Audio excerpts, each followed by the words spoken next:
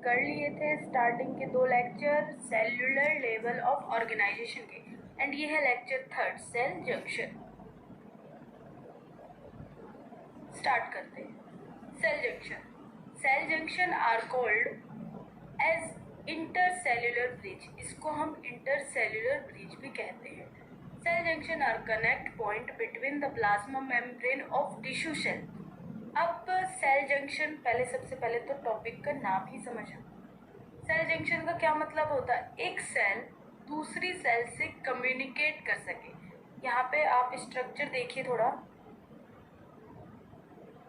किस तरीके से सेल कम्युनिकेट करती है। जैसे कि ये एक सेल है और ये है दूसरी सेल, और इस सेल के पास एक और सेल है। अब इन सेल को क्या करना है, आपस में कुछ सब्सटेंसेस, कुछ चीज़ें आपस में लेनी देनी होती है, या फिर इनको कोई भी कम्युनिकेट आपस में इन्हें करना होता है। तो ये किस तरीके से कम्युनिकेट करेंगी? तो ये सेल जंक्शन के द्वारा ही कम्युनिकेट करेंगी। ठीक है, तो यहाँ ये सेल इस सेल से कम्युनिकेट करेगी, तो ये बीच में क्या हो जाएगा? Cell junction. तो इसी को सेल जंक्शन बोलते हैं। ओके, तो यहाँ पे देखिए आप, cell junction consist of multi protein complex. Cell junction के अंदर क्या होता है? बहुत सारे मल्टी प्रोटीन कॉम्प्लेक्सेस होते हैं that provide contact between neighboring cells और between a cells and extracellular matrix। अब ये क्या प्रोवाइड करते हैं? नेबरिंग सेल्स मतलब आसपास के सेल से, या फिर खुद की सेल्स, या फिर एक्स्ट्रा सेलुलर मैट्रिक्स में बहुत सारे मल्टी कॉम्प्लेक्सेस प्रोवाइड करवाते हैं। Okay, there are 5 different type of cell junction. Cell junction 5 types के हैं। कौन कौन से हैं? Tight junction, adherens junction, desmosome junction, hemidesmosomes और गैप जंक्शन। तो ये 5 टाइप के जंक्शंस हैं। तो 1 बाय 1 करके हम डिस्कस करते हैं। फर्स्ट है tight junction. It act as a barrier that regulate the movement of water and solute between the epithelial layer. Epithelial layer क्या होती है? ये बॉडी की अपर पार्ट वाली लेयर को एपिथेलियल लेयर बोलते हैं। ठीक है, तो एपिथेलियल लेयर में टाइट जंक्शन कैसे होता है? तो यहाँ आप डायग्राम को ध्यान से देखिएगा। हम रफली डायग्राम बना रहे हैं, आगे आपको डायग्राम दिखाई देगा, तो अभी आपको सिर्फ समझाने के लिए बना रहे हैं, तो आप आगे से नोट कर लीजिएगा। ओके, तो यहाँ देखिए इस तरीके से एपिथेलियल लेयर्स हो गई है, एंड ये एक सेल की लेयर है एंड ये सेकंड सेल की लेयर है। अब यहाँ पे टाइट जंक्शन कहाँ है? ये इस तरीके से यहाँ पे बैरियर लगा हुआ है, और ये प्रोटीन से बना हुआ रहता है। ये जो यहाँ पे मैंने पूरा रेड कलर से भर दिया है, ये प्रोटीन से एक बैरियर बना हुआ होता है। ओके, तो यहाँ पे इस तरीके से ये टाइट जंक्शन रहता है। इसमें कोई भी कंपाउंड, कोई भी सब्सटेंस पास नहीं हो पाता है इस जंक्शन से। ना कोई वाटर का मूवमेंट इसके थ्रू हो पाएगा, ना ही कोई सोल्यूट्स का मूवमेंट इसके थ्रू हो पाएगा। ओके, जैसे यहाँ आप देखते हैं, यहाँ पे मेम्ब्रेन होती है सेल की, तो इस सेल की मेम्ब्रेन पे काफ़ी सारे चैनल्स, काफ़ी सारे पोर्स और पंप्स बने हुए होते हैं। किसके लिए? ट्रांसपोर्टेशन के लिए। बट कभी कभी कुछ स्मॉल कंपोनेंट्स आकर के सेल के जंक्शन से क्रॉस करने की कोशिश करते हैं, लेकिन टाइट जंक्शन जैसे जंक्शन इनको क्रॉस नहीं हो करने देते हैं। कैसे? ये यहाँ पे जो प्रोटीन का बैरियर बना हुआ है, इनके थ्रू कोई भी ना वाटर का कंपाउंड क्रॉस कर पाता है और ना ही कोई ऐसा सब्सटेंस क्रॉस कर पाता है। नेक्स्ट पॉइंट है the cells of epithelial tissue that line the stomach, intestine and urinary bladder have many tight junctions to retard the passage of substance between cells and prevent the leaking of content into the blood or surrounding tissues। कहाँ ये cell epithelial present है? Stomach में है, intestine में, urinary bladder में। ये सब क्या लीकेज को पास करने से क्या करती है? प्रिवेंट करती है, रोकती है। ठीक है, the tight junction present in different type of epithelia are selective for solute of different size, charges and polarity।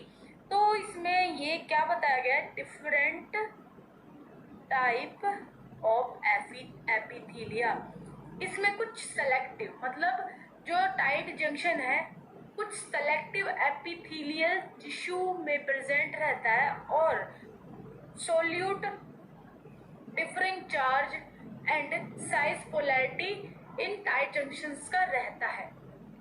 These are composed of a branching network or sealing strand acting independently from the others। और ये other के comparison में independently क्या करते हैं, अपना काम करते हैं। ठीक है। Each strand is formed from a row of transmembrane protein embedded in both plasma membrane with extracellular domain joining on other directly। इस डायग्राम में देखिए और इस लाइन को पढ़ने की कोशिश कीजिए। Each strand is formed from a row of transmembrane protein। Each strand मतलब इसकी दोनों साइड किससे मिलकर बनी हुई है, ट्रांस मेम्ब्रेन प्रोटीन से। Embedded in both plasma membrane. Both plasma membrane का मतलब इसकी एपिथेलियल लेयर के इस साइड भी जो प्लाज्मा मेम्ब्रेन है और सेकंड सेल की लेयर में भी जो प्लाज्मा मेम्ब्रेन है, ये जो ट्रांस मेम्ब्रेन की प्रोटीन है दोनों साइड से जुड़ी हुई है with extra cellular domain joining in another directly. दोनों तरफ से, जहाँ यहाँ आपको टाइट जंक्शन के अंदर ये प्रोटीन आपको दिखाई दे रहा है, ये दोनों सेल्स के डायरेक्टली अटैच रहता है दोनों साइड से। Okay. Functions, they hold the cells together. ये सेल्स को आपस में जोड़े रखती है, पकड़े रखती है।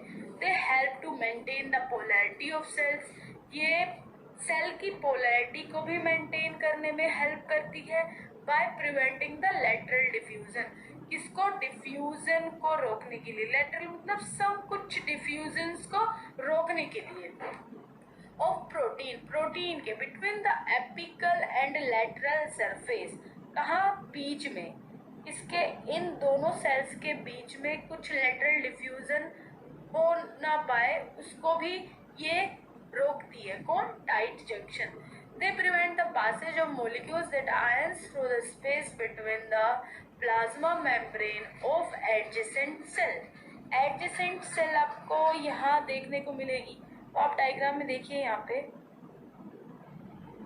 देखो ये रेड रेड आपको दिखाई दे रहा है डायग्राम में, तो यहाँ पे एडजेसेंट सेल रहती है और ये क्या करती है, एडजस्ट करती है किसी भी मॉलिक्यूल्स को, आयंस को दोनों के बीच में से पास आउट होने को प्रिवेंट करती है। ओके, तो ये आपको डायग्राम बना लेना है। देन आते हैं नेक्स्ट स्लाइड पे। Adherence junction. These are also called as intermediate junction और belt desmosome। इसको हम intermediate junction भी कह सकते हैं या फिर belt desmosome junction भी बोल सकते हैं। These are protein complex that occur at cell-cell junction in epithelial and endothelial tissues। तो ये कहाँ पे मिलती है, एपिथेलियल और एंडोथेलियल टिश्यू में ये पाई जाती है और इसमें भी सेल टू सेल जंक्शन होता है। यहाँ पे देखो एक सेल का पार्ट ये है और एक सेल का पार्ट ये है।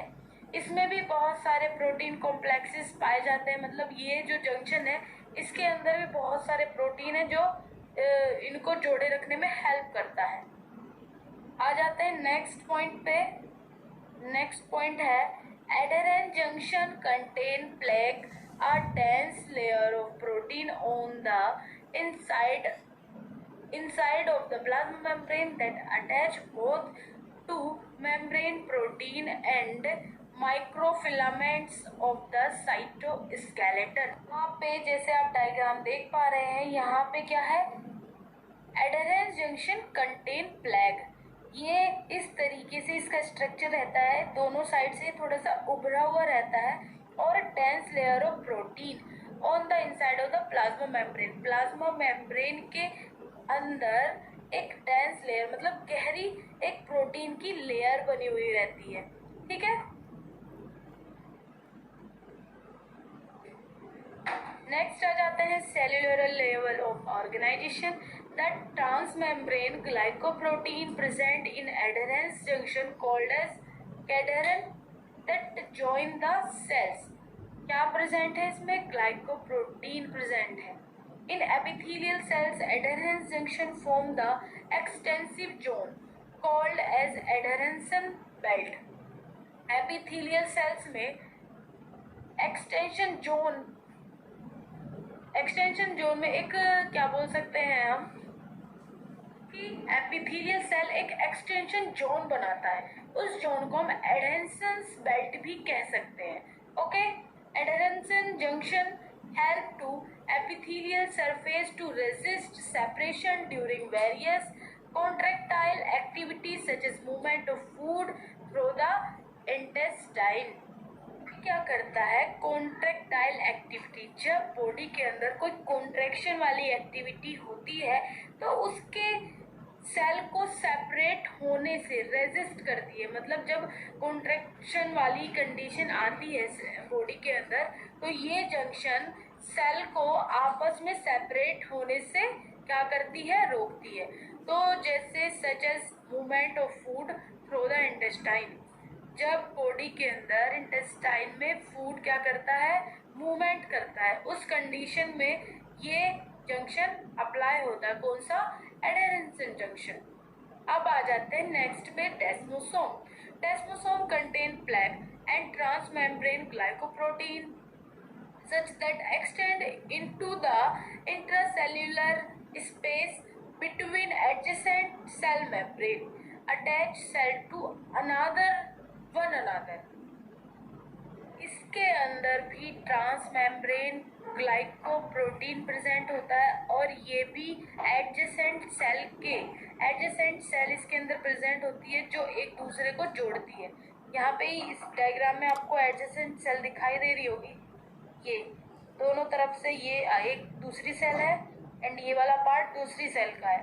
तो इन दोनों को एडजेसेंट सेल ही आपस में अटैच कर रही है.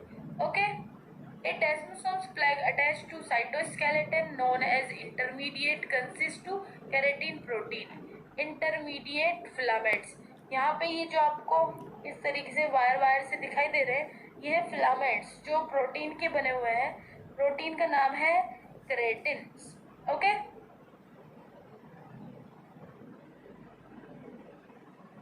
नेक्स्ट आ जाते हैं हेमीडेस्मोसोम.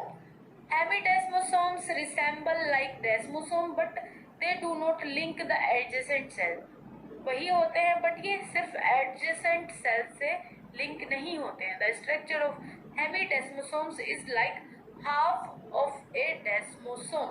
इसकी स्ट्रक्चर भी डेस्मोसोम से क्या है? हाफ है. The transmembrane glycoprotein present in hemidesmosomes are integrin. Transmembrane glycoprotein इसके अंदर प्रेजेंट होता है. To the inner side of plasma membrane integrin attach to the intermediate filament made up of keratin protein. इसके भी इंटरमीडिएट फिलामेंट्स किससे बने हुए हैं? ये जो आपको वायरिंग दिख रही है ये भी केराटिन प्रोटीन से बने हुए हैं. To the outer side of plasma membrane, the integrin attached to the protein laminin present in the basement membrane. ये जो आपको आउटर साइड में प्लाज्मा मेम्ब्रेन के integrin attach protein laminin present है बेसमेंट मेम्ब्रेन पर. कौन सा? लैमिनिन प्रोटीन प्रेजेंट है बेसमेंट मेम्ब्रेन पर.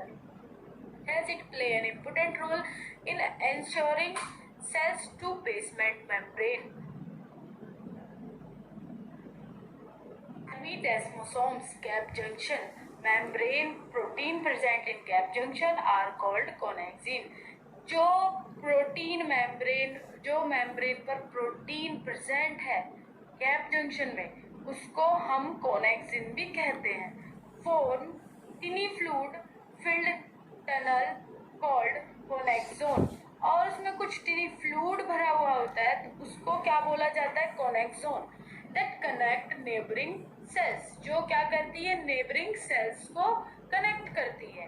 The plasma membrane of gap cell are separated by a very narrow intercellular gap 2 to 4 nanometre.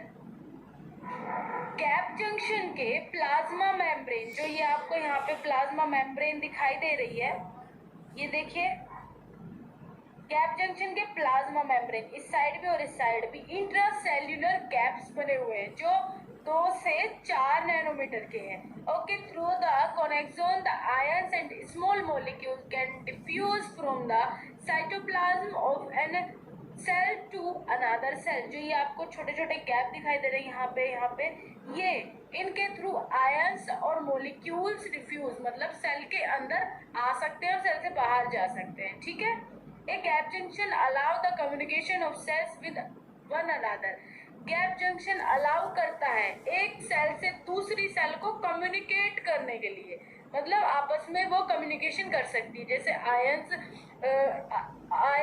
इस cell से इस सेल में जा सकते हैं, मॉलिक्यूल इस सेल से इस सेल से आ सकते हैं, तो आपस में ये कम्युनिकेट करती है। गैप जंक्शन अनेबल नर्व और muscles impulse to spread rapidly among nervous cells. Dissolve substance such as ions or glucose can pass through the gap junction. ions भी gap junction से pass out हो सकती है।